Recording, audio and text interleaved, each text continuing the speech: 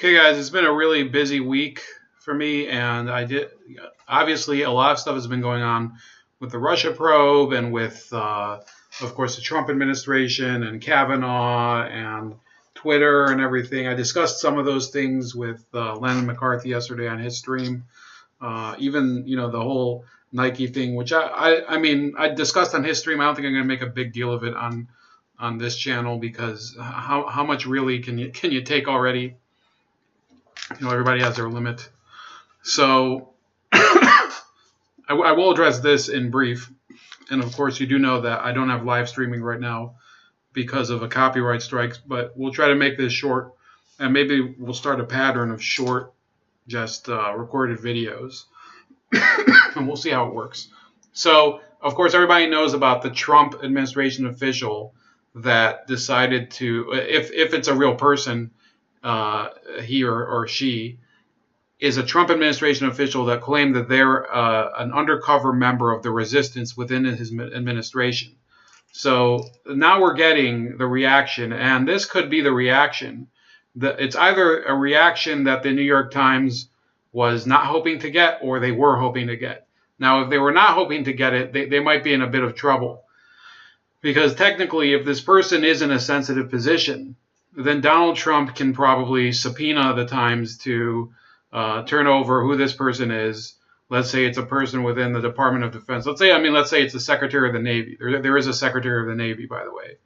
And he can say, look, I am the Commander-in-Chief. I don't need you and your whole confidential sources thing. This is a matter of national security when somebody says they're being insubordinate to my orders, and I'm the constitutionally elected president of the United States, of course. That this is not something legal. If this is a member of the military or if it's a member of the national security apparatus, if this was to happen under any other president, then of course the newspapers would say that this is unacceptable. If this were to happen under President Reagan or Bush or under Clinton, any of them, Obama, of course, and there's never been anything like that. And their response, if you talk to them rhetorically, is, well, the reason this has to happen is because he's so unhinged, he's so crazy that it's come to this, that there has to be a member of the administration that's holding him back, somebody resisting him from within. I believe that the majority of people around the country, even people who are like technically, they don't like Trump or whatever, the majority of Americans would say that somebody who behaves like this is not really helping the country. Because if they were really doing such a good job of mitigating Trump, then why is everybody so butthurt over everything he does? Why is it that the media is still finding reasons to believe that this president is leading the country into the gulch, basically driving the country off the road? That they seem to believe that. However, the economy is doing very well. Today there was a jobs report that was very favorable. And you can poo-poo the way that the jobs report is made. But the statistics are as good as they've ever been, ever. So I'm not one to toot Trump's horn. This channel is not about being Donald Trump's, his what's it called? What's the manager in Rocky? Whitey? Not like his, you're a bum. You got to fight. This is not about being his ring side manager or whatever. That's not what I try to do.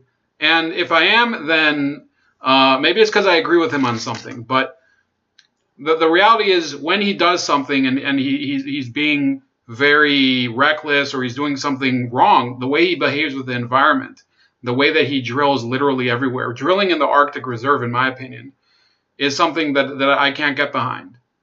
I can't. All these concessions in terms of wildlife protections that he does. I'm not a fan of those. And then his unrestrained report of support of police officers. I don't stand on that side. So I think I kind of think that every citizen should have equal protection before the law.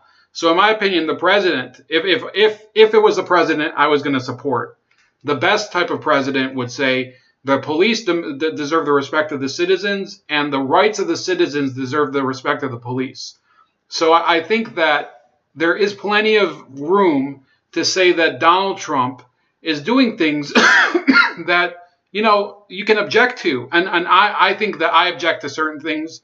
And there's people that watch this channel that object to certain things that he does. And there's people who are just over the moon about him, and they can't say a single negative thing about him, which I think is, it gets to a point where that's also a bad thing. You should never trust a single person blindly.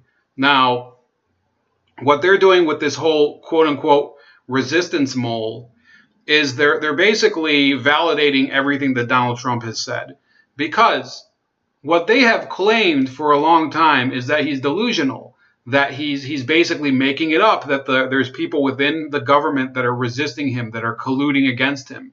For example, they claim that this whole thing that the FBI wiretapped him was a conspiracy theory. It's just nonsense. That's what they were saying.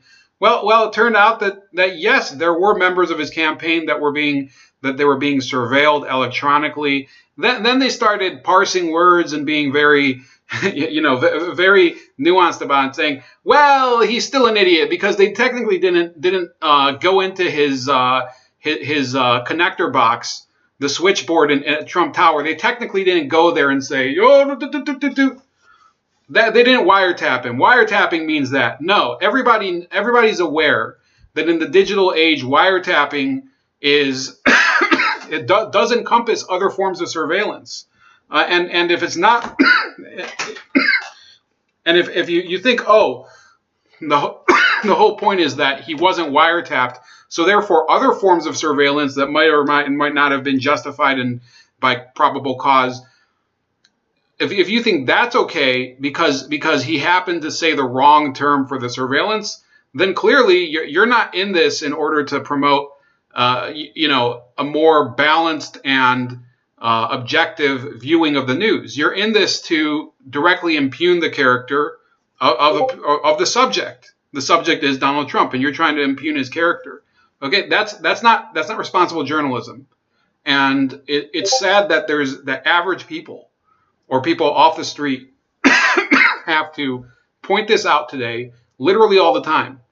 It's only due to the objections of people who read the news that there's any accountability for the news agencies at all, because the editors sure as hell don't give a fuck. So that's really what I'm having an objection to. And now they're going to claim that he's going to do a witch hunt against a member of the resistance. That's actually what John Brennan tweeted out. And let me tell you something. If the person was published in the New York Times claiming that he's a resistance member in the administration, and the New York Times says they believe him, then that's not a witch hunt. That means that the New York Times is claiming that there is somebody within the administration obstructing the president's orders, the orders within the executive branch, the ones that he's constitutionally entitled to give. And when you read that op-ed, and I didn't even read the whole thing because it was just so ridiculous from the beginning. I actually read a parody one. But from what I understand, the majority of it is just him, this person, him or her, just getting very, very butthurt over certain ways that Trump behaves and the way he's all long-winded or whatever. Look, you took the job, you decided to work for this person. A lot of people knew if you didn't know who you were working for when you signed up for the job, then you ought not have signed up for the job. You should have gone the fuck home and not done anything. You could have had somebody else do it.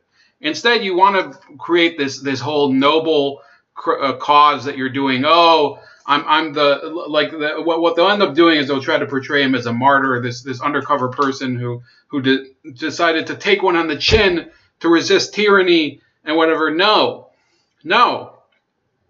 Because at the end of the day, we all know that this is something that would not stand in another administration. And this is something that validates the Trump point of view that there is this behavior that's encouraged by the press to do things that are against the proper laws and procedures of the government that we have. If the administration thinks that this is the right thing to do, then why, or I mean the media, if the media thinks that this is the right thing to do, then why did they object when that woman, I think her name was Karen Davis from Kentucky, she said, well, I don't believe in gay marriage. I'm not going to issue marriage certificates for gay people. Why did they object to her? You know, I think her name was Kim Davis or something. It was Kim something. It definitely wasn't Kim Possible, because she did go to prison in the end. Sorry, ma'am.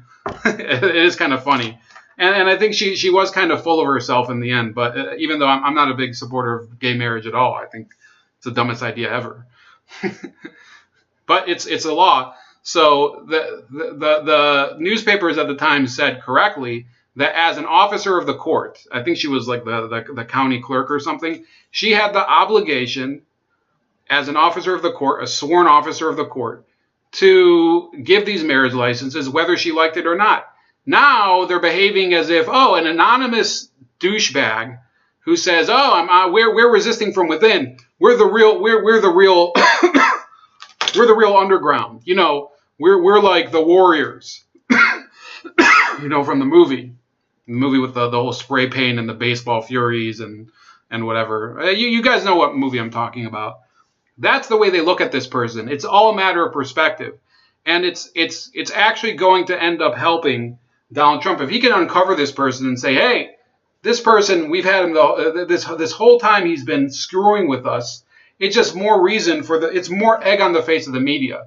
This was a tremendous act of idiocy on their part.